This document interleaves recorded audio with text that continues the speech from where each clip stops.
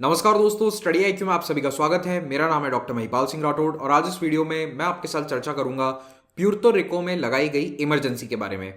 अब Puerto Rico या किसी भी देश में इमरजेंसी लगती है तो आमतौर पर उसके पीछे कारण होता है सिविल अनरेस्ट या कोई प्रदर्शन, बड़े प्रोटेस्ट। लेकिन यहां पर कारण है महिलाओं के खिलाफ बढ़ते अपराध। संभवतः पहली बार दुनिया में ऐसा किया है किसी भी देश ने कि महिलाओं के खिलाफ बढ़ते अपराध के कारण देश में इमरजेंसी लागू करी गई हो। तो इस वीडियो में मैं आपको ब्रीफली प्यूर्तो रिको के बारे में भी बताऊंगा। क्या ये एक आज़ाद देश है, इसका यूएस के साथ एग्जैक्टली क्या रिलेशन है और ऐसी नौबत वहां क्यों आ पड़ी है, ये भी हम डिस्कस करेंगे। अगर आप मुझसे सोशल मीडिया पर जुड़ना चाहते हैं तो ट्विटर, फेसबुक या इंस्टाग्राम पर मुझे महिपाल राठौड़ हैंडल पर फॉलो कर सकते हैं और आपको इसी नाम से मेरा टेलीग्राम चैनल भी मिलेगा जहां पर आप मेरे लेक्चर्स के पीडीएफ डाउनलोड कर सकते हैं। अगर आप यूपीएससी सिविल सर्विसेज एग्जाम की तैयारी करना चाहते हैं तो स्टडी आईक्यू के टीचर्स मिलकर एक कोर्स लेकर आए हैं आपके लिए जिसका नाम है यूपीएससी स्मार्ट कोर्स। और इस कोर्स की बदौलत आप प्रीलिम्स प्लस मेंस का पूरा सिलेबस तैयार कर सकते हैं और इस एग्जाम को क्रैक कर सकते हैं। और ये कोर्स अब मोबाइल प्लस लैपटॉप कंप्यूटर पर भी अवेलेबल है। ज़्यादा जानकारी के लिए आप हमारी वेबसाइट studiiq.com विजिट कीजिए। 24 जनवरी 2021 को प्यूर्तो रिको ने महिलाओं के खिलाफ बढ़ते हिंसक अपराधों के कारण देश में इमरजेंसी लागू करने का फैसला लिया। और ये फैसला इसीलिए लिया गया क्योंकि 2020 में ये जो महिलाओं के खिलाफ अपराध हैं और तेजी से बढ़े हैं, जिसमें न केवल महिलाएं बल्कि ट्रांसजेंडर लोगों को भी टारगेट किया गया है। तो प्यूर्तो रिको में अभी अभी एक नए गवर्नर आए हैं जिनका नाम है पेड्रो रफाएल पियरलुइसी। तो पियरलुइसी का चुनावी वादा था कि मैं महिलाओं के खिलाफ होने वाली हिंसा को कंट्रोल करूंगा और इन्होंने आते ही ये इमरजेंसी लागू करी है। और खास बात यह है कि ये इमरजेंसी लगभग 1.5 साल तक चलेगी। 30 जून 2022 तक ये इमरजेंसी लागू रहेगी। प्यूर्तो रिको स्थित है नॉर्थ अमेरिका कॉन्टिनेंट के कैरिबियन आइलैंड्स में। तो जिन आइलैंड्स को हम कैरिबियन आइलैंड्स कहते हैं उन्हीं में से एक है प्यूर्तो रिको और इसका कैपिटल है सान हुआन। तो सान जुआन नहीं कहते हैं, इसको सान हुआन कहते हैं। डोमिनिकन रिपब्लिक और वर्जिन आइलैंड्स इसके पड़ोसी हैं। यहां पर स्थित है हेती, ये है क्यूबा और यहां पर स्थित है फ्लोरिडा जो यूनाइटेड स्टेट्स का हिस्सा है। तो कुल मिलाकर ये कैरिबियन सी में स्थित जो बहुत सारे आइलैंड्स हैं उनमें से एक है, लेकिन ये एक बड़ा आइलैंड है। अगर आप इसका साइज देखेंगे तो ये क्यूबा और ये जो डोमिनिकन और हैती वाला आइलैंड है उसके बाद शायद सबसे बड़ा आइलैंड यही है प्यूर्तो रिको। और प्यूर्तो रिको की खास बात यह है कि ये ना तो पूरी तरह से यूएसए का हिस्सा है और ना ही पूरी तरह से आज़ाद है। तो आप देखेंगे वैसे ज्योग्राफिकली काफ़ी दूर है यूएसए से, लेकिन फिर भी ये नॉमिनली यूएसए के गवर्नमेंट के द्वारा कंट्रोल किया जाता है। प्यूर्तो रिको इस वक्त यूनाइटेड स्टेट्स की एक अनइनकॉर्पोरेटेड टेरिटरी है। अनइनकॉर्पोरेटेड का मतलब है कि ये पूरी तरह से यूएस का हिस्सा नहीं है, ये 50 स्टेट्स में शामिल नहीं है। और यूएसए का कंट्रोल यहां पर कैसे आया?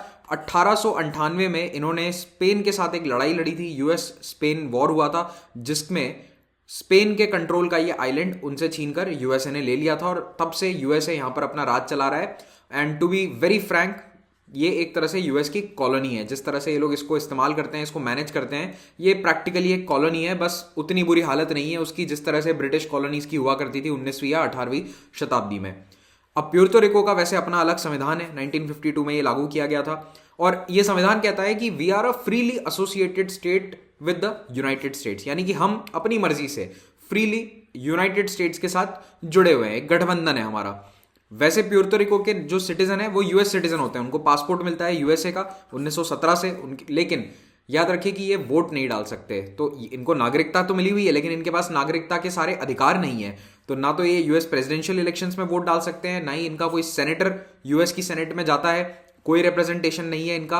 हाँ, एक रेजिडेंट कमिश्नर होता है जो यूएस हाउस ऑफ रिप्रेजेंटेटिव्स में यानी कि उनके लोअर हाउस में उनको रिप्रेजेंट करता है। इसको बोलने का अधिकार है लेकिन ये केवल कमिटीज में वोट कर सकता है। बेसिकली बजट या इंपॉर्टेंट बिल्स पर कोई भी वोटिंग होती है तो उसमें प्यूर्तो रिको का रिप्रेजेंटेटिव वोट नहीं डाल सकता।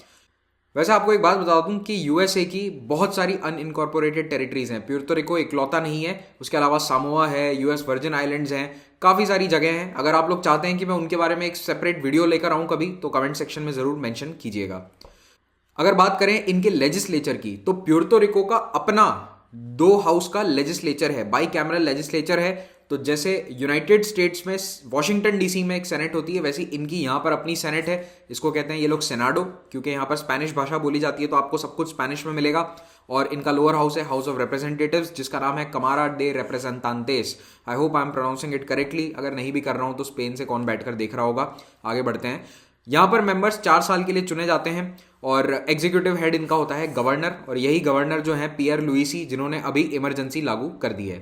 प्यूर्तो रिको के जस्टिस सिस्टम में एक सुप्रीम कोर्ट है, ट्राइब्यूनल सुप्रीमो, और एक यूएस डिस्ट्रिक्ट कोर्ट है जो उनके केंद्र के यानी फेडरल कानूनों की पालना यहाँ पर करवाता है। अगर फेडरल लॉ से रिलेटेड कोई कानून का केस है तो वो इस यूएस डिस्ट्रिक्ट कोर्ट में जाता है। अगर किसी को अपील करनी है तो वो US supreme court Washington DC तक जा सकते हैं। तो ये तो थी पूरी प्यूर्तो रिको के एडमिनिस्ट्रेशन की, लेजिस्लेशन की कहानी। एक स्टैटिस्टिक मैं आपको बताना भूल गया, इसका एरिया अप्रोक्सीमेटली आप ध्यान रख लो ताकि आपको एक आइडिया रहे कि कितना बड़ा ये क्षेत्र है। इसका एरिया है 9000 स्क्वायर किलोमीटर के आसपास, 9104 है, और आबादी है 32 लाख।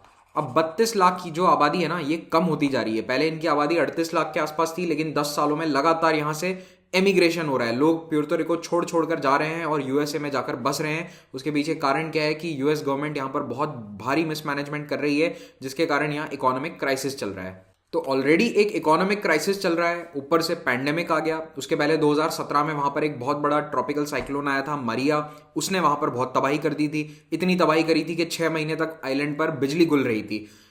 इन परेशानियों के बीच में लगातार महिलाओं के खिलाफ अपराध बढ़ते जा रहे हैं, और न केवल महिलाओं के खिलाफ बल्कि ट्रांसजेंडर लोगों के खिलाफ भी अपराध बढ़ रहे हैं। और ऐसा माना जा रहा है कि ये जो हरिकेन था, कोरोना वायरस पैंडेमिक है, इसके कारण ये अपराध और ज्यादा बढ़ रहे हैं। यूएनडीपी ने इस पर एक स्पेशल रिपोर्ट भी पब्लिश करी थी कुछ समय पहले, जेंडर एंड डिजास्टर्स, कि किस तरह से नेचुरल डिजास्टर्स जैसे कि हरिकेन, साइक्लोन्स, ये महिलाओं के खिलाफ जेंडर बेस्ड वायलेंस को बढ़ा देते हैं, सेक्सुअल वायलेंस को बढ़ा देते हैं। और इस तरह की हिंसा का एक टेक्स्ट बुक उदाहरण है प्यूर्तो रिको। यहां पर महिलाओं के खिलाफ घरों में होने वाली हिंसा यानी डोमेस्टिक वायलेंस एक एपिडेमिक के रूप में फैल रही है, एक महामारी की तरह यहां पर फैल रही है। और इस पर बहुत सारे आर्टिकल्स लिखे जा चुके हैं 2019-2020 में। पिछले 2-3 सालों से लगातार वहां पर यह मुद्दा चर्चा में है। तो ये 2020 के बहुत अच्छे अच्छे आर्टिकल्स हैं। अगर आपके पास टाइम हो तो आप इन्हें पढ़िएगा, नहीं तो इनमें जो बातें लिखी गई है उसका सार तो मैं आपको यहां पर बता ही रहा हूं। तो ये जो डोमेस्टिक वायलेंस की एपिडेमिक है, ये कोरोना वायरस पैंडेमिक के दौरान और ज्यादा बढ़ती गई। वहां पर 60 डायरेक्ट एंड इनडायरेक्ट फेमिसाइड्स हुए थे। फेमिसाइड का मतलब होता है जब महिलाओं को मारा जाता है। होमिसाइड जैसे शब्द होता है क्राइम का, किसी को आप मार देते हैं, मर्डर होता है, वैसे ही femicide is killing a woman. Puerto Rico की पुलिस ने ऑफिशियली 60 डायरेक्ट फेमिसाइड्स रिपोर्ट करी थी। फेमिसाइड यानी कि महिलाओं की हत्या, और ये वो हैं जो रिपोर्टेड केसेस हैं। पुलिस का ये भी कहना है कि 5517 केसेस उनके पास रजिस्टर हुए थे डोमेस्टिक वायलेंस के 2020 में। और आपको फिर से याद दिलाना चाहता हूं, पूरे प्यूर्तो रिको की आबादी 30-32 लाख है, यानी कि हमारे यहाँ का एक टियर 2 या टियर 3 सिटी होता है उतना।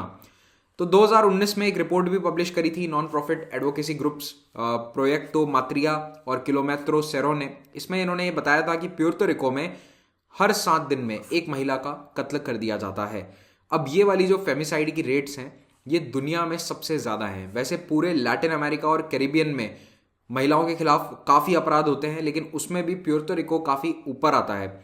तो इसके कारण ये जो महिलाओं के अधिकारों की बात है, ये लैटिन अमेरिका में काफ़ी चर्चा में रहती है। अभी आपने रिसेंटली सुना भी होगा, स्टडी आई के ऊपर वीडियो भी शायद देखा होगा, कि अर्जेंटीना में अबॉर्शन को लीगलाइज कर दिया गया है। आई थिंक जनवरी 1 वीक की न्यूज़ थी ये। तो ये बहुत बड़ी बात थी। मतलब आपको लग रहा होगा कि अबॉर्शन भारत जैसे देश में भी कई सालों से लीगल है, लेकिन अर्जेंटीना में नहीं है। हम समझते हैं कि वो डेवलप्ड है, लेकिन डेवलप्ड इस मामले में नहीं है। It's very conservative place the entire Latin America. और साथ ही साथ महिलाओं के लिए जो सुरक्षा के कानून है वहां पर, वो उतने स्ट्रांग अभी तक नहीं माने जाते हैं। 2012 में अमेरिकन सिविल लिबर्टीज यूनियन ने एक रिपोर्ट में ये कहा था कि अगर आप दुनिया भर में ये रेट देखें जहां पर महिला की हत्या करी जाती है उसके पार्टनर द्वारा, पार्टनर में पति हो सकता है, बॉयफ्रेंड हो सकता है, लिव इन जिनके साथ रह रहे हो वो भी हो सकते हैं, तो अपने पार्टनर के द्वारा मर्डर करी गई महिलाओं की जो संख्या है पर कैपिटा, वो दुनिया में हाईएस्ट कहां पर थी? प्यूर्तो रिको में। तो यहां पर ये दर्शाता है कि चाहे वो देश छोटा हो, डेवलप्ड भी हो, लेकिन वहां पर महिलाओं के खिलाफ अपराध काफी ज्यादा हो रहे थे। कई केसेस में महिलाएं अथॉरिटीज के पास, पुलिस के पास भी गई, लेकिन उन्हें लौटा दिया गया, क्योंकि जो सोसाइटी है, जो पूरा सिस्टम है, वो इस चीज को सीरियसली लेने को तैयार नहीं था कि इस तरह की हिंसा को हम सीरियसली लें। तो उसको रिपोर्ट भी नहीं किया गया। तो अभी भी ये माना जाता है कि ये जो नंबर ऑफ केसेस या फेमिसाइड्स हैं, ये अंडर रिपोर्टेड है। तो ये जो लेटेस्ट यहाँ पर अभी गवर्नर बने हैं पियर लुइसी, इन्होंने अपने इलेक्शन के दौरान ये कैंपेन में प्रॉमिस किया था कि मैं अगर सत्ता में आया तो मैं महिलाओं के खिलाफ हो रही हिंसा को रोकने के लिए ये कदम उठाऊंगा, बहुत सीरियस कदम उठाऊंगा, और उन्होंने ये कदम उठा लिया है। इमरजेंसी लागू करने के पीछे शायद एक रीसेंट कारण यह भी रहा कि कुछ ही हफ्ते पहले एक नर्स की विभत्स तरीके से उसी के पार्टनर ने हत्या कर दी। एंजी नोएमी गोंजालेस के पार्टनर ने उसकी हत्या करी और बाद में कन्फेस भी कर लिया कि मैंने ही हत्या करी है। तो इसका गुस्सा सड़कों पर दिखा, लोग सड़कों पर उतरे, प्रदर्शन किया, क्योंकि ये जो केस है बहुत वाइडली रिपोर्टेड था मीडिया में। तो अभी एक एग्जीक्यूटिव ऑर्डर पास किया गया है गवर्नर के द्वारा। इस एग्जीक्यूटिव ऑर्डर में एक कमेटी गठित करी गई है जिसमें 17 मेंबर हैं। इनमें से 3 लोग ऐसे हैं जो ऑलरेडी उन ऑर्गेनाइजेशंस के साथ काम कर रहे हैं जो जेंडर बेस्ड वायलेंस के विक्टिम्स के लिए काम करते हैं, उन इश्यूज के लिए काम करते हैं। इस एग्जीक्यूटिव ऑर्डर में यह भी कहा गया है कि लोगों को, सोसाइटी को एजुकेट किया जाए, सपोर्ट किया जाए विक्टिम्स को, और रेस्क्यू किया जाए उन लोगों को जो जेंडर वायलेंस के शिकार हैं। इस कमेटी का काम यह रहेगा कि एक इनिशियल प्रोग्रेस रिपोर्ट बनाए 45 दिन बाद, और उसके बाद हर एक महीने पर एवरी 30 डे एक नई रिपोर्ट वो लोग प्रस्तुत करेंगे, बताएंगे कि क्या प्रोग्रेस चल रही है। इस कमेटी का ये भी काम है कि जितनी भी पॉलिसीज़ हैं, एग्जिस्टिंग कानून है, पॉलिसीज़ हैं, उनको लागू किया जाए और नए मेथड्स या नई पॉलिसीज़ को भी प्रपोज किया जा सकता है। एक नई मोबाइल ऐप बनाई जाएगी जिसमें कोई भी महिला अपने खिलाफ हो रही हिंसा को तुरंत रिपोर्ट कर सकती है वाया मोबाइल फ़ोन, और इसमें जो उनके पार्टनर हैं या पति हैं उनको कोई भी सस्पिशन नहीं होगा या फिर उनको जानकारी इसकी नहीं मिलेगी। अमूमन ये देखा जाता है कि जब कोई महिला रिपोर्ट करने भी जाती है तो उसको उसका हस्बैंड या पार्टनर रोकने की कोशिश करता है। एक कंप्लायंस ऑफिसर सरकार के द्वारा बिठाया जाएगा जो ये देखेगा कि ये सारे ऑर्डर्स जो दिए गए हैं इनको लागू किया जा रहा है या नहीं, लोकल एडमिनिस्ट्रेशन या लोकल पुलिस के स्तर पर। और ये भी इस एग्जीक्यूटिव ऑर्डर में स्पेशली लिखा गया है कि जो गे और ट्रांसजेंडर कम्युनिटी के लोग हैं उनकी भी प्रोटेक्शन, उनकी सिक्योरिटी का पूरा ख्याल रखा जाए। उनके खिलाफ भी जो हिंसा हो रही है उसको भी रोकने के लिए पुलिस को काम करना पड़ेगा। इसके अलावा सरकार ये भी करेगी कि जिन महिलाओं ने अपने पति, पार्टनर या कोई भी पुरुष के खिलाफ अगर रिस्ट्रेनिंग ऑर्डर ले रखा था, यानी कि उन्होंने कंप्लेन करके कोर्ट में दरखास्त करी थी कि ये व्यक्ति मेरे पास ना आए, मुझसे दूरी बनाए रखे, तो ऐसी महिलाओं को समय समय पर प्रशासन के या पुलिस के अधिकारी जाकर उनसे मिलेंगे, उनसे पूछेंगे कि सब ठीक तो है, आपका जो पार्टनर जो आपको पहले परेशान कर रहा था कहीं वो फिर से तो आपको परेशान नहीं कर रहा, जो भी अब्यूज़र था जिसके खिलाफ आपने रिस्ट्रेनिंग ऑर्डर लिया था कहीं वो आपको फिर से परेशान तो नहीं कर रहा, आकर सड़क पर छेड़छाड़ तो नहीं कर रहा। इस तरह से एक प्रोग्राम डिज़ाइन किया जाएगा ताकि उन लोगों को सिक्योर फील हो। उसके बाद एक एजुकेशनल प्रोग्राम चलेगा जिसमें जवान लड़के और लड़कियों को ये सिखाया जाएगा कि every human being must be respected, किसी भी तरह का वायलेंस एक्सेप्टेबल नहीं है। तो गवर्नर पियर लुइसी ने एक बहुत अच्छा ट्वीट लिखा, ये स्पेनिश में है तो मैंने इसका अंग्रेजी अनुवाद लिखा है। For too long vulnerable victims have suffered the consequences of systemic machismo, inequity, discrimination, lack of education, lack of guidance and above all lack of action.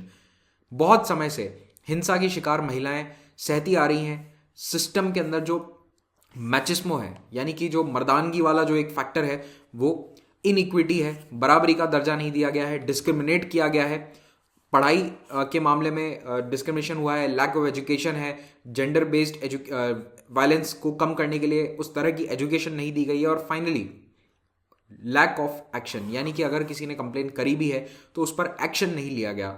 इस सब को अब रोकने का समय आ गया है। इस इमरजेंसी और एग्जीक्यूटिव ऑर्डर का ज़्यादातर संगठनों ने स्वागत किया है प्यूर्तो रिको में, लेकिन कुछ संगठनों ने यह भी कहा है कि ये एक नी जर्क रिएक्शन है। आप इमरजेंसी लागू करके 1 साल के अंदर अंदर सोसाइटी को नहीं बदल सकते, ये एक बहुत लंबा प्रोसेस है, इसमें कई दशक भी लग सकते हैं। तो मेन जो ज़रूरत है इस वक्त वो है स्कूल करिकुलम में जेंडर इश्यूज़ को पढ़ाए जाने की। और दूसरी बात यह है कि जो रिपोर्टिंग होती है फेमिसाइड्स की उसको प्रॉपर तरीके से करा जाए। अच्छा, एक बात और मैं बता देता हूँ कि फेमिसाइड और फेमिनिसाइड दोनों शब्द करेक्ट होते हैं, दोनों शब्द सही हैं। ओके, तो ट्रांस फेमिनिसाइड, फेमिसाइड, इन सब के जो रिपोर्टिंग होती है केसेस की वो ढंग से करी जाए, और बाकी जो भी एग्जीक्यूटिव ऑर्डर में कहा गया है अगर उसे लागू कर दिया गया, अगर सोसाइटी की जो वैल्यूज़ हैं, जो लोग सिस्टम का हिस्सा हैं, वो इसे ढंग से इम्प्लीमेंट कर देते हैं तो डेफिनेटली एक बहुत अच्छी शुरुआत रहेगी। आप लोगों का इस टॉपिक पर क्या कहना है कमेंट सेक्शन में ज़रूर बताइएगा। भाषा की मर्यादा बनाए रखें। Thank you very much for watching this. Have a great day.